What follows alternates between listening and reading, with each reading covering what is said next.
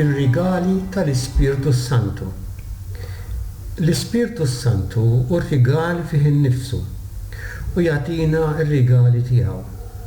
Ngħidulhom id-doni tal-Ispirtu Santu. Huma tqal, imma iktar ma jgħaddi żmien, iktar nifhmuhom u naraw kemm huma rigali eżies għalina. Nirċevuhom fil-mamdija u fil-griżma tal-Isqof u l-Ispirtu Santu jibqa' jakkumpanjana bihom ħajjitna kollha. Id-doni tal-Ispirtu Santu huma erf, fema, kunsill, qawwa, xjenza, pjetà u biża' t'Alla. L-erf li narfu nagħtu l-valur li jixraq lil dak li nemmnu. Il-fema li nifhmu għalkemm b'mod limitat l-affarijiet importanti tal-fidi Kattolika. Inkunu ċerti fuq dak li għalissa maħniex kapaċi naslu biex nifhmu. Il-kunsill, il-perfezzjoni tal-virtù tal-prudenza.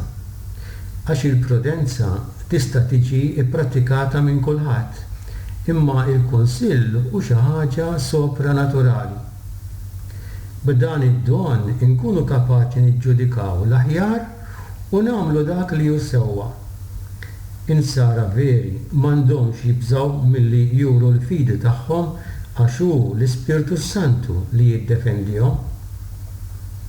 Il-qawwa waħda mill-virtujiet kardinali li huma l-għaqal, il-ħaqq, il-qawwa u l-qis, jew il-prudenza, il-ġustizzja, il-qawwa u t-temperanza. Dan id-don jagħtina l-qawwa biex nimxu fuq dak li jissuġġerilna l-Ispirtu Santu. Il-qawwa mhux biss tagħtina l-kuraġġ, imma tagħmel aktar minn hekk. Il-virtù tal-martri li kienu lesti li jmutu u ma jiġħdux il-fidi tagħhom. Ix-xjenza, bl-Ingliż knowledge, il-kapaċità li nħarsu lejn l-affarijiet skont il-veritajiet tal-Knisja. Naraw iċ-ċirkustanzi tal-ħajja kif jarhom Alla u x'inhu l-iskop li għandu Alla għal ħajjitna. Il-pjetà, il-perfezzjoni tar-reliġjon. Ir-reliġjon mhix l-element estern imma li aħna rridu nadoraw u naqdu lil Alla, li jkollna sens ta' dmir, li nagħmlu dan bl-imħabba, fosthom li nunuraw lill-ġenituri u nagħmlu dak li jridu minna. Il-biża' t'Alla.